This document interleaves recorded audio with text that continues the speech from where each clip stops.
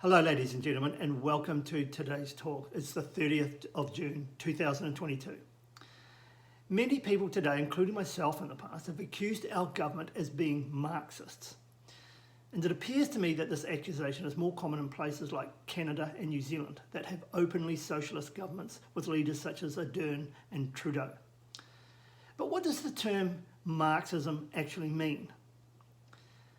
In my mind, because I associate Marxists with the communist governments of the past, such as Stalin's Russia for instance, the two are linked. However, Marxism is an economic philosophy that argues that through a worker revolution, capitalism should be overturned in favour of communism. It posits that the world should be viewed through the lens of a class struggle, employees versus employers, for instance. Whereas communism is a political ideology in which all of the major resources in a society are government owned, and as opposed to capitalism, where trade and industry are controlled by private owners who can profit from this control. Now, I think all of these definitions ignore the very complicated reality of human wants and needs, and also how people conduct themselves in the real world. In other words, I think these definitions are nothing more than stories told by politicians who seek some sort of control. Now, recently a friend who just happens to be an avid socialist told me that I was using the word Marxist incorrectly. So because I'm not a socialist, in an effort to educate myself, I thought I would listen to one of the world's foremost American Marxian economists, Professor Richard D. Wolff. Firstly, I listened to a 3-hour discussion between him and Alex Friedman, who pushed him in every angle possible. Then I listened to a couple of hour-long presentations given by Wolff on his own. So I think I got an in-depth understanding of why he views Marxism as a better system than capitalism. Wolff states up front that Marxism is really just a critique of capitalism and not something entirely different. And I can understand why someone would critique capitalism, because how the capitalist system is operated now does leave a lot to be desired.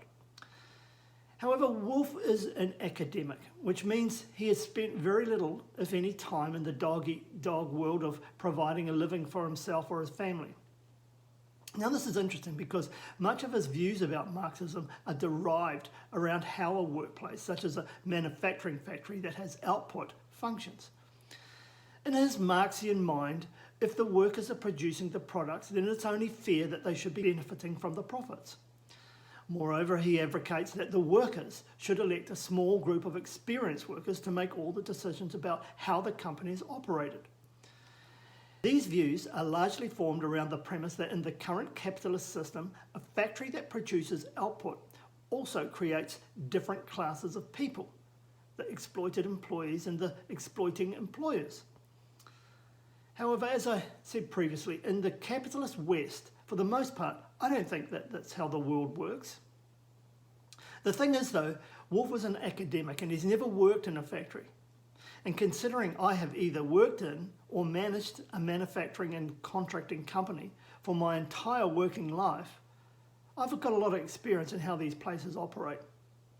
And furthermore, the small family-owned factory that I began working in as a 15-year-old apprentice in the late 70s, developed over the years into the country's largest mechanical company and is now also a large corporation. So I'm perfectly placed to comment on the workings of a small, medium and large company under the capitalist system. Back in the late 70s, I remember clearly at work there was a hierarchy and that I was at the bottom of it as a 15-year-old who really knew nothing. I remember then that I knew the owner, Ido, who was the son of an Italian immigrant. I also knew his 2 sons, a few years older than me, who also worked in the business. And considering that I'd grown up in the country's lowest socio-economic suburb, there was an obvious and huge gap between them and me. Obviously, Ido was driving the latest luxury car and owned a big house, and I drove an old wreck and owned nothing. The thing was though, I never thought I was being exploited for one moment. I never thought I wouldn't one day have a flash car too, even though at the time I'd practically no education and was in all sorts of bother with the law. At the time, my father, when he did work, was a labourer and a socialist, and he also had brushes with the law. But he never saw any pathway for workers to move into management or ownership. It was like he had blinkers on.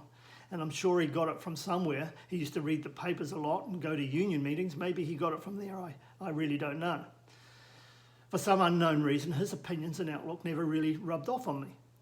But I could totally imagine that if either or both your family and your school or university drummed it into you that the world should be viewed through a class war, exploited employees and exploiting employers, that this could really stuff up your life. And if it was done to a lot of people, it could really stuff up society. And to some extent, I think that many of the problems that we face in the West are exactly that. We've educated an entire generation who see the world as separate classes or races, and they believe it is their job to hack down the exploiters and to unjustly promote the so-called exploited minorities to be superior in our societies. Anyway, back to Wolff. He states that one of the best ways to understand his brand of Marxism is to just look at the workings of the post office, a government-owned enterprise that would not only deliver letters but also look after its customers' banking needs as well. And at one stage, the post office looked after telecommunications and software development too. How about even making the internet a public service delivered by the post office, Wolff states? Now, while I could imagine in some ways that there may be some advantage to that kind of approach, in practice, whenever I see central control by governments, unproductivity and corruption is always the result. I think that the main problem with Wolff's arguments for Marxism is that the workplace are so much more complicated than he imagines. After all, they're full of individuals, all with different abilities, hopes and dreams. Not everyone wants to put in the extraordinary effort and to take the risks that Ido did to start his company. Look, I do accept that the worker who moves his family from the rural city to work in a factory is taking risks too. But in that situation, there's a contract created between the employee and the employer. The employer guarantees a steady wage week in and week out, but doesn't get that for himself. Depending on the market, he goes without when times are bad and is rewarded handsomely when times are good. This mode of living mimics how humans have lived for millennia. The vast majority of us get by, we survive, and very few are at the top of the food chain. There's a natural hierarchy in all human cultures. I think that what we need to do is lift those who are at the bottom of our society. In the West at present anyway, these people have been created by our current socialist governments. I'm talking about the beggars that are on the streets now, the homeless people and those who don't have enough food. These problems in our society are all the result of socialist governments taking the world towards globalised supply chain, signing free trade agreements and exploiting labour in third world countries. People like Ardern and Trudeau state that they are socialists and that they want to get rid of inequality, that they want to end child poverty. And sure they do, except of course when an international pandemic hits, then they withhold the vaccines from the third world countries and instead hoard them and force them into the arms of their own people. These people are tyrannical leaders and they run corrupt political parties, and we need to do everything to get shot of them. And I'm talking about parties on from both the left and the right. They're all the same, and I expect that this is the same in many other countries too. As I stated earlier, the current capitalist system most Western governments operate are economically flawed, so they're far from perfect. Firstly, none of these governments actually has a plan for the future. None actually understand that human flourishing should be at the centre of all their policies. They ignore that people require proper pesticide-free and nutritious food, decent housing and a health system based on prevention. People need an education system that teaches people how to live in the future and how to think, as opposed to one that teaches them to dwell in the past and what to think. For example, that white people are oppressors and that the values of the West are evil and that we all need to live in huts and own nothing and be happy. As the great Greta Thunberg rather infamously says, this is all wrong. To put things in perspective from a capitalist point of view, let's take a look at the company that I have been part of practically my whole life. Like most others, they understood that it was the customers that mattered first. After all, they are the ones who purchase their output. They understood that if they trained willing people, that the company could grow, and that when it grew, it created opportunities. Yes, as a result, the owners may get rich, but that was never their goal. Their goal was growth, and not just for the sake of growth, but to cope with the increasing market. We should never forget that in New Zealand, and I suspect in most other Western countries too, most businesses fail within the first few years. This is the natural law of the universe. Not all businesses can be raging successes, just as not all people can be raging successes either. However, in the businesses that are well run and that are successful, opportunities are presented to the people within the business. And remember, these people are employees. So rather than being exploited, they are presented with opportunities. And if they recognise that and work hard, then they can grow with the company. And that's precisely what has happened to me. I grew with the company and provided opportunities for those behind me. And there have been many of them. I've watched them have their families and reap the benefits of good wages and good decisions that they were making. And I've watched many fail too, almost always though as a result of their own bad decisions. Eventually the company, with all of its successes and experience, and let's face it, experience only comes with the odd failure, it became valuable and was bought by a corporation.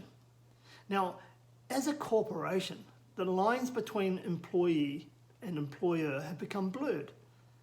Because as a senior manager in the company, I'm not the owner, but I am, however, an employer. So how does the Marxist theory interpret that situation? There are not two classes of people created by the system. There is a hierarchy of managers from the top to the bottom. And the word manager just means the person who controls or administers staff. If you're at the bottom of the hierarchy, as I was as a young fella, then you manage yourself. The employees are not slaves to the employers, they're important cogs in the wheel. Companies are like machines, they only work well when all parts of the machine are reasonably well lubricated. And I think it's very clear that almost every Marxist academic who reads Marxist theory and every worker who has been indoctrinated to believe that they're oppressed by their employer will believe this nonsense. They'll believe that in a capitalist system it will only ever create two classes of people, oppressed workers and exploiting employers. And I know that people will believe this absolute garbage because people who are not taught how to think properly will believe anything told to them by someone with a degree, a government official or the mainstream media. For instance, what about the nonsense that we got from our Ministry of Health that getting vaccinated and wearing masks will prevent you from contracting COVID? Now this proved to be absolute rubbish. The whole vaccination campaign came at huge cost and achieved practically nothing, unless of course you believe their new line and that COVID vaccines prevented serious illness in the past and will do again in the future. The propensity to believe official garbage is very dangerous indeed, particularly in places like New Zealand and Canada and many other countries, because the networks are there to deliver the indoctrination. Our political system has been geared to influence the gullible, and this is precisely what occurred in Nazi Germany. Now, I don't think there's a deliberate plot at foot to drive us all to become Nazis, but what I am saying, though, is that the social structure that produced Nazis is in existence in many countries today. If you speak up against the government in New Zealand, there can be very serious consequences. There is only one acceptable narrative here. Speech is most definitely not free. In terms of the best way forward for most Western countries, I certainly don't think that the Marxism that Wolff suggests has any merit. And neither do I think that socialism has done us favours either. We are definitely worse off in New Zealand since its introduction in the 1970s. And globalising our supply chain by seeking out cheap third world labour has also been a disaster. As soon as there is a pandemic or a war, the whole world of output collapses. Surely even a dimwit could have forecast that. I think that our capitalist system needs a better economic basis for it than the current and flawed neoclassic economic system, one that avoids the credit crunches and the recessions that it produces. And I believe that that economic system exists already. MMT, or modern monetary theory, which I've talked about in other YouTube presentations. I believe once MMT has been understood and implemented, we will be in a position where the socialists will be happy because we will have lifted the bottom of our society, reducing inequality. The Marxists will be happy too because we will have empowered our employees. However, in our workplaces, as in society in general, there will be hierarchies because to stamp hierarchies out, as Wolff suggests we should, would be anti-human. In fact, stamping out hierarchies is anti-life. because as Jordan Peterson teaches us, hierarchies have existed since life began. And I'd go even further. Structural hierarchy is a rule of nature. I think that it is likely that a modification of our current implementation of capitalism, one that includes shades of socialism and Marxism, is likely to give us a better result for the foreseeable future. One that operates with very little political polarisation and that has human flourishing at its heart. Let's face it, in the end, global political stability can only be achieved if individual nations are allowed to become mostly self-sustainable. Places where their individual citizens are free to connect and disconnect with the capitalist system as little or as much as they wish and still live meaningful lives. Thank you for listening to my talk today. I've been Andy Oakley.